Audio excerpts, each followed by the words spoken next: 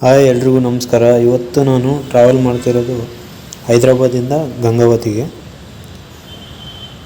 Actually ಈ ಒಂದು ನಾನು ಬುಕ್ ಮಾಡಿರೋ ಒಂದು ಬಸ್ ಬಂದುಬಿಟ್ಟು ಧನಂಜಯ್ ಟ್ರಾವೆಲ್ಸ್ ಅಂತ.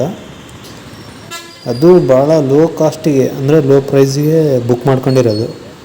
523 ಏನೋ ಆಯಿತು. ಬಟ್ ನನಗೆ ಭಾಳ ಕನ್ಫ್ಯೂಸ್ ಇದೆ. 523ಗೆ ಅದು A C sleeper. Bus condition ಆಗಿರ್ಬೋದು, ಆಮೇಲೆ ಒಳಗಡೆ ಸೀಟಿಂಗು ಅದೆಲ್ಲ ಭಾಳ ವರಸ್ಟ್ ಇದೆ ಅಂತ ನನಗೆ ಅನ್ನಿಸ್ತಿದೆ. ಯಾಕಂತಂದರೆ ಇದಕ್ಕಿಂತ ಮುಂಚೆ ಒಂದು ಸರಿ ಇದೇ ಥರ ಲೋ ಕಾಸ್ಟಲ್ಲಿ ನಾನು ಬುಕ್ ಮಾಡ್ಕೊಂಡಿದ್ದೆ. ಆಗ ಇದೇ ಥರ ಎಕ್ಸ್ಪೀರಿಯೆನ್ಸ್ ಆಗಿತ್ತು. ನೋಡೋಣ, ಅದು ಇನ್ನೂ ಬಂದಿಲ್ಲ, ಕಾಯ್ತಿದ್ದೀನಿ. ಈಗೇನು ನೋಡ್ತಿದ್ರೆ ಇವೆಲ್ಲ ಬೇರೆ ಬೇರೆ travel buses, full luxury buses ಇವೆಲ್ಲ. ಫ್ಲಿಕ್ಸ್ ಬಸ್ ಅಂತ ಇದು ಚೆನ್ನಾಗಿರುತ್ತೆ. ಆಮೇಲೆ ಇಂಟರ್ಸಿಟಿ ಬಸ್ಸಸ್ಸು. ಇಂಟರ್ಸಿಟಿ ಒಳಗಡೆನೂ ಟೋಟಲಿ 3 ಟೈಪ್ಸ್ ಇದ್ದಾವೆ. ಒಂದು ನಾನ್ ಎ ಸಿ, ಇದೊಂದು ಯೋಲೋ ಬಸ್ ನೋಡಿ ಹೆಂಗಿದೆ. ಇಂಟರ್ಸಿಟಿಯಲ್ಲಿ ಹೇಳಿದ್ನಲ್ಲ 3 ಟೈಪ್ಸು. ಒಂದು ಎ ಸಿ, ಆಮೇಲೆ ಇನ್ನೊಂದು ನಾನ್ ಎ ಸಿ, ಇನ್ನೊಂದು ಎ ಸಿ ಒಳಗಡೆ ಟಾಯ್ಲೆಟು ಇರೋದೂ ಇರುತ್ತೆ ಇಂಟರ್ಸಿಟಿ ಬಸ್ ಒಳಗಡೆ. ಆ ಥರ ಟಾಯ್ಲೆಟ್ ಫೆಸಿಲಿಟಿ ಕೂಡ ಇರುತ್ತೆ. ಅದು ನೀವು ಬುಕ್ ಮಾಡ್ಕೊಳ್ಳೋವಾಗ ಕೆಳಗಡೆ ಫೆಸಿಲಿಟೀಸ್ ಅಂತ ಏನು ಇರುತ್ತಲ್ಲ ಅದರೊಳಗಡೆ ನೀವೇನಾದರೂ ನೋಡ್ಕೊಂಡ್ರೆ ಗೊತ್ತಾಗ್ಬಿಡುತ್ತೆ. ಇದು JS ಟ್ರಾವೆಲ್ಸ್ ಅಂತ. ಇದು ನೋಡಿ, ಇದು ರಾಕಿಂಗ್ ಸ್ಟಾರ್ ಎಸ್ ಅವರ ಒಂದು ಫೋಟೋ, ಫುಲ್ ಬಸ್ಸೆಲ್ಲ ಕವರ್ ಆಗಿದೆ. ಆ ಕಡೆ ಏನು ಕಾಣ್ತಿದ್ದಲ್ಲ ಅದೇ ನೋಡಿ ನನ್ನ ಬಸ್, ಧನಂಜಯ್ ಟ್ರಾವೆಲ್ಸ್ ಅಂತ. ಇದೇ ಬಸ್ಸು. ಈಗ ಹತ್ತಾ ಇದ್ದೀನಿ,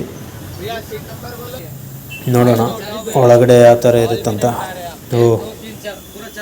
ಅಂದ್ಕೊಂಡು ಇದೇ ಥರ ಇರುತ್ತಂತ, ಫುಲ್ಲು ಲೋಕಲ್ ಆಗಿರುತ್ತಂತ. ಅದೇ ಥರನೇ ಇದೆ ಇದು.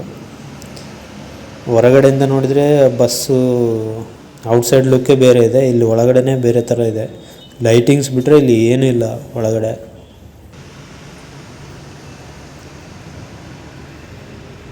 ಈ ಕ್ಲೀನ್ನೆಸ್ ಆಗಿರ್ಬೋದು ಏನು ವರ್ಸ್ಟ್ ಇದೆ. ಇಲ್ಲಿ ನೋಡ್ಬೋದು, ಇಲ್ಲಿ ವಯರ್ಸ್ ಎಲ್ಲ ಹೊರಗಡೆ ಬಂದಿದ್ದಾವೆ ಸ್ಪೀಕರ್ದು.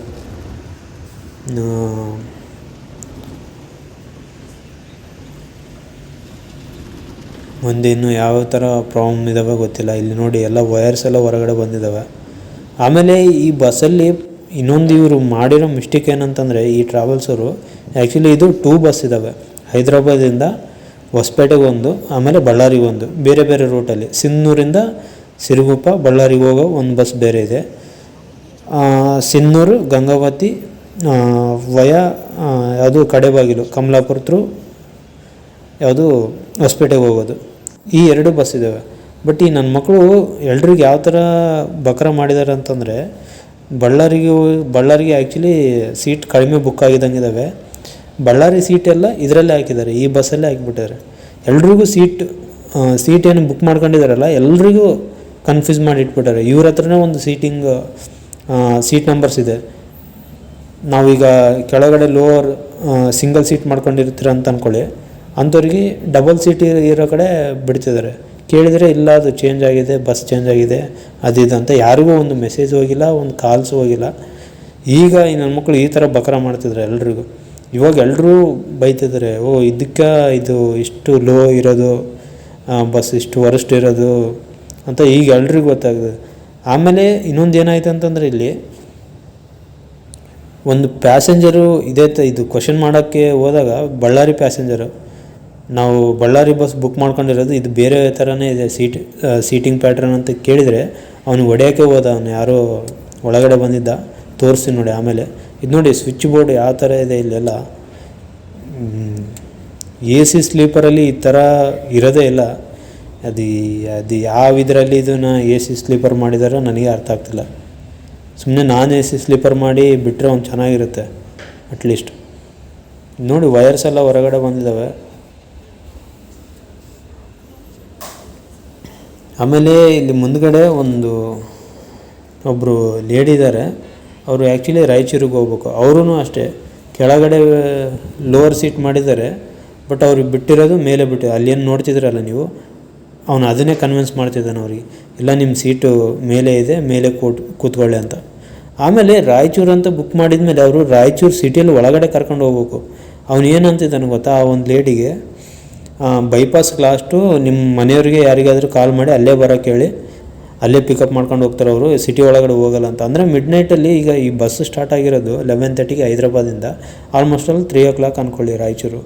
3 o'clock ಒಂದು ಲೇಡಿನ ಸೆಂಟ್ರಲ್ಲಿ ಬೈಪಾಸ್ ಸಿಟಿ ಔಟ್ಸ್ಕರ್ಟ್ ಅದು ಹೆಂಗೆ ಬಿಟ್ಟು ಹೋಗ್ತಾರೆ ಇವರು, ನನಗೆ ಅದೇ ಅರ್ಥ ಆಗ್ತಿಲ್ಲ. ಈ ನನ್ನ ಮಕ್ಕಳಿಗೆ ಏನೋ ಬುದ್ಧಿ ಕಲಿಸಿಲ್ಲ ಅಂತಂದರೆ ದಾರಿಗೆ ಬರೋಲ್ಲ. ಏನಿಲ್ಲ, ಇರೋ ಪ್ಯಾಸೆಂಜರ್ಸ್ ಎಲ್ಲರೂ ರೇಟಿಂಗ್ಸ್ ಎಲ್ಲ ಫುಲ್ಲು ವರಸ್ಟಾಗಿ ಕೊಡಬೇಕು, ಆವಾಗೇ ಈ ನನ್ನ ಮಕ್ಕಳೆಲ್ಲ ದಾರಿಗೆ ಬರೋದು. ಇಲ್ಲಾಂತಂದರೆ ನೋಡಿ, ಬುಕ್ ಮಾಡ್ಕೊಂಡ್ಮೇಲೆ ಈ ಥರ ಅವ್ರಿಗೆ ಇಷ್ಟ ಬಂದಿದ್ದ ಪ್ಲೇಸ್ ಹತ್ರ ಎಲ್ಲ ಬಿಟ್ಟು ಹೋಗ್ತೀವಿ ಅಂತಂದರೆ ಅದು ಯಾವನು ಹೇಳೋರಿಲ್ಲ ಕೇಳೋರಿಲ್ಲ ಇನ್ನು ಮಕ್ಕಳಿಗೆ. ಎಲ್ರಿಗೂ ಆಲ್ಮೋಸ್ಟ್ ಅಲ್ಲೂ ಈ ಬಸ್ಸಲ್ಲಿ ಯಾರ್ಯಾರು ಬಂದಿದ್ದಾರೆ, ನನಗೆ ಇನ್ನೊಂದು ಟೂ ಮೆಂಬರ್ಸಿಗೆ ನಾವೇನು ಸೀಟ್ ಬುಕ್ ಮಾಡ್ಕೊಂಡು ನಮಗೆ ಅಷ್ಟೇ ಸಿಕ್ಕಿದೆ 3 ಮೆಂಬರ್ಸಿಗೆ. ಇನ್ನೂ ಬೇರೆ ಎಲ್ರಿಗೂ ಸೀಟ್ ಅರೇಂಜ್ಮೆಂಟ್ ಎಲ್ಲ ವರ್ಸ್ಟು, ಬೇರೆ ಬೇರೆ ಸೀಟೆಲ್ಲ ಕೊಟ್ಟಿದ್ದಾರೆ. ಇಲ್ಲಿ ನೋಡಿ, ಇಲ್ಲಿ ವಯರೆಲ್ಲ ಕಾಲ ಹತ್ರ ಎಲ್ಲ ಈ ಥರ ಎಲ್ಲ ಓಪನ್ ಅಪ್ ಆಗಿದೆ. ಅದು ಇನ್ನೂ ಎ ಸಿದು ಏನೇನು ಪ್ರಾಬ್ಲಮ್ ಬರುತ್ತೋ ಗೊತ್ತಿಲ್ಲ. ಈಗ ಪ್ರೆಸೆಂಟ್ ಅಂತೂ ಆ ಎ ಸಿ ಆನ್ ಆಗಿದೆ, ಇಲ್ಲಿ ನೀವು ನೋಡ್ಬೋದು ಎ ಸಿ ಬರ್ತಿದೆ ಈಗ ಪ್ರೆಸೆಂಟ್. ಬಟ್ ಮುಂದೆ ಏನು ಮಾಡ್ತಾರೋ ಗೊತ್ತಿಲ್ಲ ಇವರು. ಇನ್ನೊಂದು ನನಗೆ ಡೌಟ್ ಹೊಡಿತಿದೆ, ಸೆಂಟ್ರಲ್ಲಿ ಎಲ್ಲಾದರೂ ಬಸ್ನ ಬಂದ್ ಮಾಡಿ ಅದೇನೋ ಬಸ್ ಶಟ್ ಡೌನ್ ಇದೆ ಬೇರೆ ಬಸ್ಸಿಗೆ ಹೋಗಿ ಅಂತ ಎಲ್ಲಿ ಇಳಿಸ್ಬಿಡ್ತಾರೋ ಅನ್ನೋ ಭಯ ಕಾಡ್ತಿದೆ ನನಗೆ.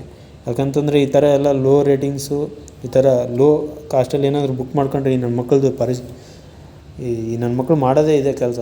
ಸೆಂಟ್ರಲ್ಲೇ ಇಲ್ಲಾಂದರೆ ಅಲ್ಲಿ ರಾಯಚೂರು ನಿಯರು, ಇಲ್ಲ ಯಾವುದು ಮೆಹಬೂಬ್ ನಗರು, ಅಲ್ಲೆಲ್ಲ ಬಿಟ್ಟು ಕಳಿಸ್ಬಿಡ್ತಾರೆ ಇವರು.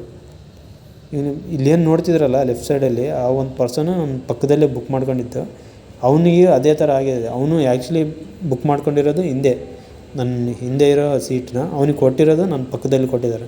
ಹಾಗಾಗಿ ಅವನು ಇಮ್ಮಿಡಿಯೇಟಾಗಿ ರೆಡ್ ಬಸ್ ಓಪನ್ ಮಾಡಿ ಆ ಟ್ರಾವೆಲ್ಸ್ ಏನಿತ್ತಲ್ಲ ಆ ಟ್ರಾವೆಲ್ಸ್ನ ವರಸ್ಟಾಗಿ ರಿಪೋರ್ಟ್ ಮಾಡ್ತಿದ್ದಾನೆ. ಆಮೇಲೆ ಬೆಳಿಗ್ಗೆ ಆಯಿತು. ಬೆಳಿಗ್ಗೆ ಆದಮೇಲೆ ಆ್ಯಕ್ಚುಲಿ ಇದು ಯಾವಾಗ 6 ಗಂಟೆಗೆ ಗಂಗಾವತಿ ರೀಚ್ ಆಗಬೇಕಾಗಿರೋ ಬಸ್ಸು, ನಾನು ಟೈಮ್ ನೋಡಿದಾಗ 7:30 ಏನೋ ಆಗಿತ್ತು. ಇನ್ನೂ ಕಾಟಿಗೆಯಲ್ಲೇ ಇತ್ತು ಬಸ್. ಇದು ಕಾಟಿಗೆಯಲ್ಲಿ ಅಂದರೆ ಥಿಂಕ್ ಮಾಡಿ, ಎಷ್ಟು 1.5 hour. ಇನ್ನು ಕಾಟಿಗಿಂದ ಆ ಕಡೆ ಗಂಗಾವತಿ ಇನ್ನು ಎಷ್ಟು ದೂರ ಇರುತ್ತೆ, ಆಲ್ಮೋಸ್ಟ್ ಅಲ್ಲಿ 37 ಕಿಲೋಮೀಟರ್ ಆಗುತ್ತೆ. ಐ ಥಿಂಕ್ 37 ಕಿಲೋಮೀಟರ್ ಆಗುತ್ತೆ. ಆಮೇಲೆ ಇನ್ನೊಂದು ಏನಾಯ್ತು ಅಂತಂದರೆ, ಮಿಡ್ ನೈಟಲ್ಲಿ ಈ ಬಸ್ಸಲ್ಲಿ ನಾನು ಹೇಳ್ದಂಗೆ ಎ ಸಿ ಪ್ರಾಬ್ಲಮ್ ಅಂತ ಏನು ಹೇಳಿದಲ್ಲ, ನನ್ನ ಮಕ್ಕಳು 1 ಗಂಟೆ ಏನೋ ಎ ಸಿ ಆಫ್ ಮಾಡಿಬಿಟ್ಟಾರೆ. ಎ ಸಿ ಆಫ್ ಮಾಡಿ ಜಸ್ಟ್ ಬ್ಲೋವರ್ ಒಂದೇ ಆನ್ ಮಾಡಿದ್ದಾರೆ. ಎ ಸಿ ಇಲ್ಲ, ಜಸ್ಟ್ ಬ್ಲೋವರ್ ಒಂದೇ ಬರ್ತಿದೆ. ಅದು ನೈಟ್ ಆ್ಯಕ್ಚುಲಿ ವಿಡಿಯೋ ಮಾಡೋಕ್ಕಾಗಲಿಲ್ಲ. ಎಲ್ಲರೂ ಫುಲ್ಲು ಗಲಾಟೆ ಎಲ್ಲ ಮಾಡಿದರು. ಆ ಟೈಮಲ್ಲಿ ಅದು ವಿಡಿಯೋ ಮಾಡೋಕ್ಕಾಗಲಿಲ್ಲ. ಭಾಳನೇ ಡ್ರೈವರ್ಗೆಲ್ಲ ಭಯಕ್ಕೆ ಹೋದ್ರೆ. ಅವರು ಏನು ಹೇಳ್ತಾರೆ ಅಂತಂದರೆ, ಇದು ನಮ್ಮದು ಪ್ರಾಬ್ಲಮ್ ಅಲ್ಲ, ಬಸ್ ಪ್ರಾಬ್ಲಮ್ಮು. ಆಮೇಲೆ ನೀವೇನೋ ಮಾಡೋದು ಇದ್ದರೆ, ಏನೇ ಬಯೋದಿದ್ದರೆ ಓನರಿಗೆ ಬೈರಿ, ಫೋನ್ ಮಾಡಿ, ಇಲ್ಲ ಅಲ್ಲಿ ಆಫೀಸ್ ಹತ್ರ ಬರ್ರಿ, ಅಲ್ಲೇ ಮಾತಾಡ್ರಿ ಅಂತ ಹೇಳ್ತಿದ್ದಾರೆ. ಇದು ಏನಿಲ್ಲ, ಸಿಂಪಲ್ಲು. ಯಾರ್ಯಾರೆಲ್ಲ ಈ ಬಸ್ಸಲ್ಲಿ ಮುಂಚೆ ಟ್ರಾವೆಲ್ ಮಾಡಿದ್ದೀರಾ, ಸಿಂಪಲಾಗಿ ಒಂದೇ ಕೆಲಸ, ರಿವ್ಯೂನ ವರಸ್ಟಾಗಿ ಕೊಡಬೇಕು, ಮುಚ್ಚೋಗ್ಬಿಡೋಕೆ. ನಮ್ಮ ಮಕ್ಕಳು ಇಂಥ ಟ್ರಾವೆಲ್ ಬಸ್ಸಸ್ ಇರಲೇಬಾರ್ದು. ಯಾಕೆಂದರೆ ತೊಗೊಳ್ಳೋ ದುಡ್ಡು ತೊಗೊಂಡು ಇವರು ಇಷ್ಟು ವರಷ್ಟು ಸರ್ವಿಸ್ ಕೊಡೋ ಇದು ಏನಿದೆ, ಈ ನನ್ನ ಮಕ್ಕಳು ರೋಡ್ ಮೇಲೇ ಬರೋಕ್ಕೆ ಬಿಡಬಾರ್ದು ಇವ್ರಿಗೆಲ್ಲ. ರೋಡ್ಗಳ ಮೇಲೆ ಬರೋಕ್ಕೆ ಬಿಟ್ರೆ ಆ ಥರ ಪ್ರಾಬ್ಲಮ್ ಆಗೋದು. ಆಮೇಲೆ ಇನ್ನೊಂದು ವಿಷಯ ಏನು ಗೊತ್ತಾಯ್ತು ಅಂತಂದರೆ, ನಾನು ಫುಲ್ ಫ್ರೆಂಡ್ ಬಂದೆ, ಇನ್ನೊಂದು ಗಂಗಾವತಿ ಹತ್ರ ಇತ್ತು. ಈ ಬಸ್ಸು ಗಂಗಾವತಿ ವಯಾ ಕಮಲಾಪುರ ಹೊಸಪೇಟೆಯಿಂದ ಬಳ್ಳಾರಿಗೆ ಹೋಗ್ಬೇಕು. ಬಟ್ ಇವನು ಏನು ಮಾಡ್ತಾನೆ ಅಂತಂದರೆ, ಡ್ರೈವರ್ ನನಗೆ ಹೇಳಿದ ಪ್ರಕಾರ ಗಂಗಾವತಿಯಲ್ಲಿ ಯಾರ್ಯಾರು ಹೊಸಪೇಟೆಗೆ ಹೋಗ್ತಾರೆ ಅವ್ರನ್ನ ಗಂಗಾವತಿಯಲ್ಲಿ ಇಳಿಸ್ತಾನಂತೆ. ಆ ಪ್ಯಾಸೆಂಜರು ಗಂಗಾವತಿಯಲ್ಲಿ ಇಳಿದು ಅಲ್ಲಿಂದ ಹೊಸಪೇಟೆಗೆ ಹೋಗ್ಬೇಕಂತೆ. ಅಂದರೆ ಅದಕ್ಕೇನು ಮತ್ತೆ ದುಡ್ಡು ಏನು ಕೊಡೋಲ್ಲ ಅವರೇ. ಅಂದರೆ ನೋಡಿ, ಗಂಗಾವತಿಯಲ್ಲಿ ಹೊಸಪೇಟೆಯಲ್ಲಿ ಸಂಬಂಧನೇ ಇಲ್ಲ. ಈಗ ಬಳ್ಳಾರಿಗೆ ಹೋಗೋರೆಲ್ಲ ಇದೇ ಬಸ್ಸಲ್ಲಿರ್ತಾರೆ. ಗಂಗಾವತಿ ವಯಾ ಕಂಪ್ಲಿ ಯಾವುದು ಸಿರುಗುಪ್ಪ ಆ ಒಂದು ರೋಡಲ್ಲಿ ಹೋಗಿ ಇವನು ಬಳ್ಳಾರಿಗೆ ಹೋಗ್ತಿದ್ದಾನೆ. ಬಟ್ ಹೊಸಪೇಟೆಗೆ ಹೋಗೋರ ಪರಿಸ್ಥಿತಿ ಏನಿದು, ಗಂಗಾವತಿಯಲ್ಲೇ ಸ್ಟಾಪ್ ಮಾಡ್ತಾನಂತ ಇವನು, ಗಂಗಾವತಿಯಲ್ಲೇ ಇಳಿಸ್ತಾನಂತ ಅವ್ರನ್ನ, ಆ ಪ್ಯಾಸೆಂಜರ್ಸ್ನ. ಅಲ್ಲಿಂದ ಚಾರ್ಜ್ ಕೊಡೋರು ಯಾರು, ಅದೆಲ್ಲ ಕೇಳಿದರೆ ಅದೇನು ನಮಗೆ ಎಲ್ಲ ಅವರೇ ನೋಡ್ಕೋಬೇಕು ಅದೆಲ್ಲ ಗೊತ್ತಿಲ್ಲ.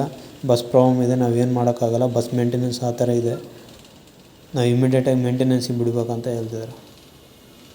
ಈಗ ನೋಡಿ, ಇಂಥ ಬಸ್ಸು ಏನಾದರೂ ನೀವೇನಾದರೂ ಬುಕ್ ಮಾಡ್ಕೋಬೇಕಂತಂದರೆ, ಯಾರಾದರೂ ಟ್ರಾವೆಲ್ ಮಾಡ್ತಿದ್ರೆ ನನ್ನ ಒಂದು ಸಜೆಷನ್ನು ಲೋ ರೇಟಿಂಗು, ಆಮೇಲೆ ಫುಲ್ ಕಡಿಮೆ ಇದೆ ಅಂತ ಇಮ್ಮಿಡಿಯೇಟಾಗಿ ಬುಕ್ ಮಾಡ್ಕೊಳಕ್ಕೆ ಹೋಗ್ಬೇಡಿ. ಒಂದು 300 ರೂಪಾಯಿ ಇಲ್ಲ 400 ರೂಪಾಯಿ ಜಾಸ್ತಿ ಹೋದ್ರೂ ಚಿಂತಿಲ್ಲ, ಒಳ್ಳೆ ಬಸ್ಸೇ ಬುಕ್ ಮಾಡ್ಕೊಳ್ಳಿ. ಆರಾಮಾಗಿ ಸೇಫಾಗಿ ಟ್ರಾವೆಲ್ ಮಾಡ್ತೀರಾ. ಆಮೇಲೆ ನಿಮಗೆ ಯಾವ ಪ್ಲೇಸ್ ಹತ್ರ ಹೋಗ್ಬೇಕು ಆನ್ ಟೈಮಿಗೆ ಆ ಪ್ಲೇಸ್ ಹತ್ರ ನಿಮಗೆ ಮುಟ್ಟಿಸ್ತಾರೆ. ಇಲ್ಲಾಂತಂದರೆ ಇಂಥ ಬಸ್ಸೆಲ್ಲ ನೋಡಿದ್ರಲ್ಲ, ಈಗ ನೋಡಿ 6 ಗಂಟೆಗೆ ಹೋಗ್ಬೇಕಾಗಿರೋ ಗಂಗಾವತಿಗೆ 8 ಗಂಟೆ ಆದ್ರೂ ಇನ್ನೂ ಹೋಗಿಲ್ಲ ಅವನು. ಅದರಲ್ಲಿ ನೋಡಿ, ಈಗ ನಮ್ಮದು ಗಂಗಾವತಿ, ಬೇರೆ ಎಲ್ಲ ಹೊಸಪೇಟೆಗೆ ಹೋಗ್ಬೇಕು, ಅವ್ರದ್ದು ಪರಿಸ್ಥಿತಿ ಏನು ಹೇಳಿ. ಈ ಕೆಲವೊಬ್ರು ಆ ಕಡೆ ಏನೋ ಮೀಟಿಂಗ್ಸ್ ಇರ್ತವೆ, ಇಲ್ಲ ಏನೋ ಜಾಬ್ ಪರ್ಪಸ್ಗೆ ಬಂದಿರ್ತಾರೆ, ಬೇರೆ ಏನೋ ಯಾರ್ಯಾರ್ದು ಏನು ಯಾವ ಥರ ಪ್ರಾಬ್ಲಮ್ಸ್ ಇರ್ತವೆ ಅಂತಲೂ ಗೊತ್ತಾಗಲ್ಲ. ಅವ್ರದ್ದೆಲ್ಲ ಪರಿಸ್ಥಿತಿ ಹೆಂಗೆ ಹೇಳಿ. ಅದು ಮುಂದೆ ಏನಾಗುತ್ತೋ ಗೊತ್ತಿಲ್ಲ. ಅಲ್ಲಿ ಪ್ಯಾಸೆಂಜರ್ ಇಳಿದ ಮೇಲೆ ಗಂಗಾವತಿ, ಅದರಲ್ಲಿ ನೋಡಿ ಗಂಗಾವತಿ ಬಸ್ ಸ್ಟ್ಯಾಂಡ್ ಹತ್ರನೂ ಬಿಡೋಲ್ಲಂತೆ. ಗಂಗಾವತಿ ಎಂಟ್ರೆನ್ಸ್ ಒಂದು ಸರ್ಕಲ್ ಬರುತ್ತಲ್ಲ, ಆ ಸರ್ಕಲ್ ಹತ್ರನೇ ಬಿಡ್ತಾನಂತೆ. ಅಲ್ಲಿಂದ ಮತ್ತೆ ನಾವು ಬಸ್ ಸ್ಟ್ಯಾಂಡಿಗೆ ಹೋಗ್ಬೇಕು. ಅದು ಪ್ಯಾಸೆಂಜರ್ ಅದು ಯಾವ ಥರ ರಿಯಾಕ್ಟ್ ಮಾಡ್ತಾರೋ ಅವನ ಜೊತೆಗೆ ಗೊತ್ತಿಲ್ಲ. ಇಂಥ ಟ್ರಾವೆಲ್ಸ್ ಇರಬಾರ್ದು. ಫಸ್ಟ್ ಆಫ್ ಆಲು ನಾವು ರಿಪೋರ್ಟ್ ಮಾಡಬೇಕು, ಆಮೇಲೆ ಲೋ ರೇಟಿಂಗ್ಸ್ ಕೊಟ್ಟು ಇಂಥವನ್ನೆಲ್ಲ ಮುಚ್ಚಿಸ್ಬೇಕು. ಹಂಗಂದ್ರೆ ನಮ್ಮ ಮಕ್ಕಳು ದಾರಿಗೆ ಬರೋದಿಲ್ಲ, ಅಂತಂದರೆ ಬರೋದೇ ಇಲ್ಲ. ನಾನು ಸಜೆಸ್ಟ್ ಮಾಡೋದಿಷ್ಟೇ, 3ಕ್ಕಿಂತ ಏನಾದರೂ ಕಡಿಮೆ ಇತ್ತಂತಂದರೆ ರೇಟಿಂಗ್ಸ್ ಯಾವ ಬುಕ್ ಮಾಡ್ಕೊಳಕ್ಕೆ ಹೋಗಬೇಡಿ. ಸ್ವಲ್ಪ ದುಡ್ಡು ಹೋದ್ರೂ ಚಿಂತಿಲ್ಲ, ಚೆನ್ನಾಗಿರೋ ಇದಕ್ಕೆ ಮಾಡ್ಕೊಳ್ಳಿ, ಓಕೆನಾ. ಗಂಗಾವತಿ ಬಂದೇ ಬಿಡ್ತು ಎಂಟ್ರೆನ್ಸಲ್ಲಿ. ಐ ಹೋಪ್ ಈ ವಿಡಿಯೋ ನಿಮ್ಗೆ ಇಷ್ಟ ಆಗಿದೆ ಅಂತ ಅಂದ್ಕೊತಿದ್ದೀನಿ. ವಿಡಿಯೋ ಇಷ್ಟ ಆಗಿದರೆ ಲೈಕ್ ಮಾಡಿ, ಆಮೇಲೆ ಸಬ್ಸ್ಕ್ರೈಬ್ ಮಾಡಿದೆ ಯಾರಾದರೂ ನೋಡ್ತಿದ್ರೆ ಸಬ್ಸ್ಕ್ರೈಬ್ ಮಾಡಿ. ಇದೇ ಥರ ಇನ್ಫಾರ್ಮೇಟಿವ್ ವೀಡಿಯೋಸ್ ನಿಮ್ಮ ಮುಂದೆ ತರ್ತಾ ಇರ್ತೀನಿ. ಆಮೇಲೆ ಟ್ರಾವೆಲ್ ಬಸ್ಸಸ್ ಬಗ್ಗೆನೂ, ರೆಡ್ ಬಸ್ಸಲ್ಲಿ ಯಾವ ಥರ ಕೂಪನ್ ಕೋಡ್ ಯೂಸ್ ಮಾಡ್ಕೊಂಡು ಬುಕ್ ಮಾಡೋದು ಅಂತ ಮಾಡಿದ್ದೀನಿ ವಿಡಿಯೋ. ನೋಡಿಲ್ಲ ಅಂತಂದರೆ ಈಗ ಸ್ಕ್ರೀನ್ ಎಂಡಲ್ಲಿ ಬರುತ್ತೆ, ನೀವು ನೋಡ್ಬೋದು, ಓಕೆನಾ. ಮುಂದಿನ ವಿಡಿಯೋದಲ್ಲಿ ಸಿಗ್ತೀನಿ. ನಮಸ್ಕಾರ.